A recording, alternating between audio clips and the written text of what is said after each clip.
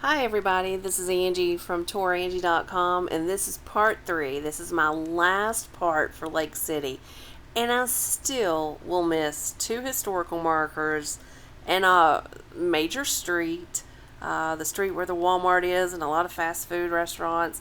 I was close to it there in the second part of the video when I was talking about the Lake City Shrimper. But today we're going over here to the left. We've just passed, I believe we've just passed it, the public library and the Robert McNair Memorial. That's what we're going to talk about next. But this area is a beautiful area, beautiful churches, beautiful houses. Those old houses with the big front porches, just a really nice area over in here too.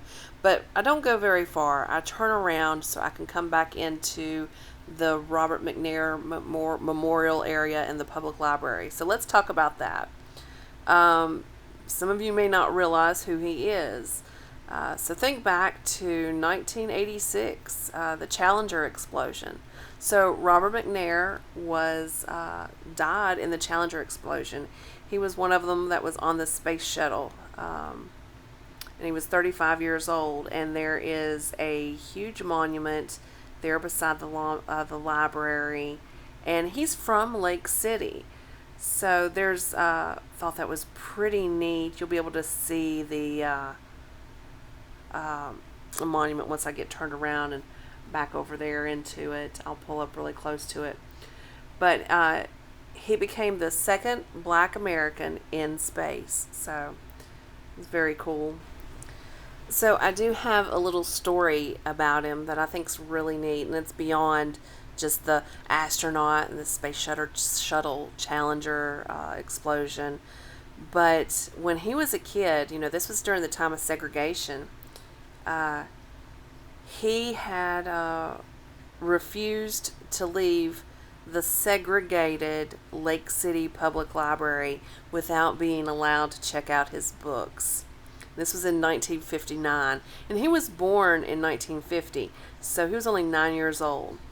After the police and his mother were called, McNair was allowed to borrow the books from the library, and the building that housed the library at the time is now named after him. So I think that is pretty cool. I don't know, it's just a little bit of history about him I just thought was really neat. But there is a children's book. It's Ron's Big Mission, and it offers a fictionalized version of the events. But yeah, we're getting close back over here to the area now, where the library is, but his memorial too. And another thing that is just across the street. Well, right now we're passing the elementary school too. But just across the street from where I turn around after showing you the memorial is a old building that is a historical building. It's the Whitehead Infirmary. Dr. James Whitehead was a graduate of Lake City High School and the Medical University of South Carolina. Basically opened a practice here. In 1938, he oversaw the construction of a 2-story building, and it had 14 hospital beds, and there were a few options at the time for medical care in the area, so the Whitehead Infirmary quickly became a primary acute care facility in town. You'll be able to see a good view of it here in just a few minutes. We just passed it. It's basically right across the street, but I'm going to show you. Right over to the right is the public library, but maybe get a little bit of a view of it right now, kinda. It's in behind them bushes. Anyway, that's over there is the library. But right here, if you zoom in on the video, it's decent right here. That's the memorial, the Robert McNair Memorial. So figured I'd give you a quick little look at that. Here we're getting zoomed in so you see it a little better. I hope you can anyway. There we go. So there you go. Anyway, we're backing back out now. But I'm going to back out of this and exit this area. So I've given you a little bit of history about Robert McNair. And you'll see the building basically just across the street. You see it right there, that brick building. I'm going to turn just slightly towards it as I get closer to the sidewalk. Maybe get a closer look at it. There you go. So that's the Whitehead Infirmary. But Lynch's Lake Historical Society is now located in that building. So Lake City, like I said, there's so much neat historical stuff and just so much great about it. We're going to get back on this main street, but we're going to take a left basically immediately, right up here at this red light. There is other places I want to see and check out. First off, we're going to go straight down the street for a little bit to something called the Rob. Then we're going to kind of drive by the Bean Market. I'll point it out as we go by it, and then a little bit in behind it is a little park where it has columns, and you won't be able to see it from the view I'm at because of there's construction barrels up, but each column has a different state on it, so I thought that was pretty neat if you go on the inside of the columns. And then we'll go by some railroad cabooses and railroad cars, which there's a restaurant over there too where you can eat in the railroad car. Let's see, right there, those are the construction barrels. You go down through there, that's the Bean Market and that park I was talking about. And but we're going down here and going to the Rob, because honestly I didn't know what it was until I pulled in. And basically it's just an old warehouse.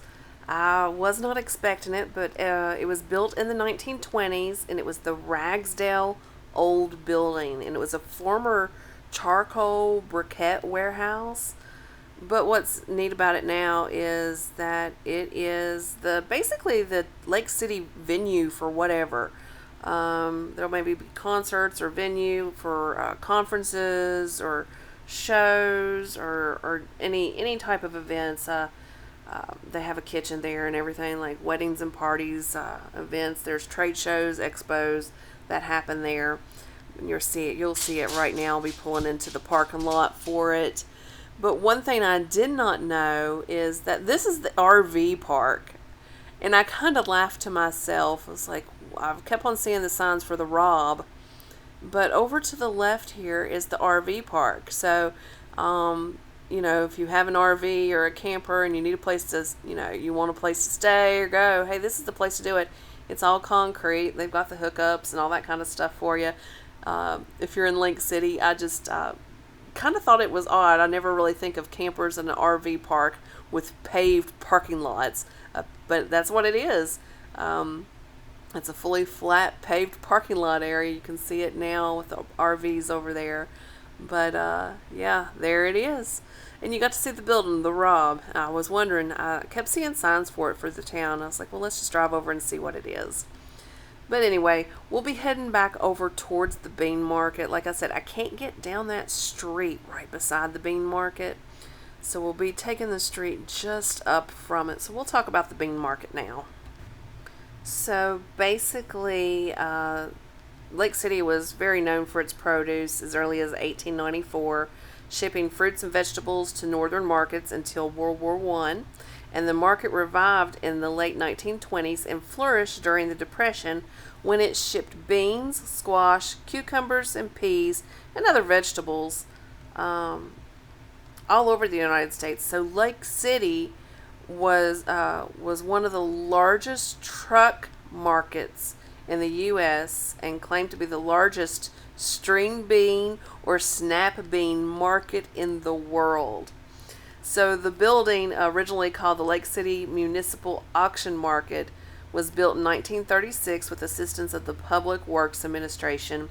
It was soon popularly called the Lake City Bean Market to recognize the town's claim as the largest bean market in the world before World War II. And it's been extensively restored. It reopened in 2011 as a community center and sponsors year-round events. And like I said, the park right beside it is really, really cute. You can't really tell it from here, but the park, see this little wall over here to the left? Each column has a different state listed on the front of it, and the park's right there. And the bean market is just in front of that park, so you really cannot see it from here. Maybe when I turn down the street to the left, you'll get a little bit, but it's mainly just a brick building.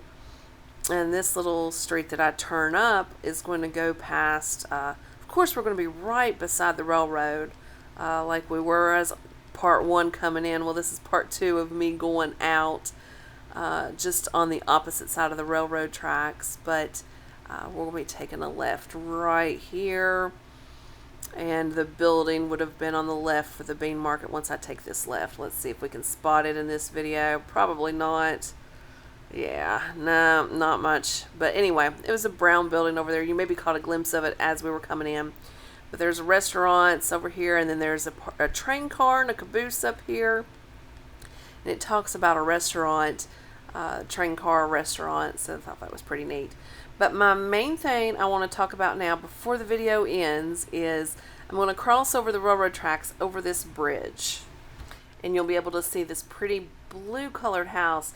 It's the W.T. Askins house, William Thomas Askins. It's a folk Victorian house, a two-tiered porch, built in around 1895, and he was a merchant and farmer, and he operated 5 stores here in Lake City and around in the early 1890s. He had a general store, the W.T. Askins and Sons was the name of the store. He had 3 sons. They had tobacco trucks, or truck farms, tobacco, and all kinds of stuff. Anyway, it's on the National Registry of Historic Places. Look at the bees on that building. That's a great mural there. Anyway, you'll see it right here coming up over this bridge.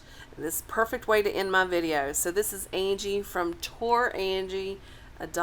Come to my website, read my blogs. I have a blog about Lake City. So give it a look. Part number 3, we're done. Talk to you all later.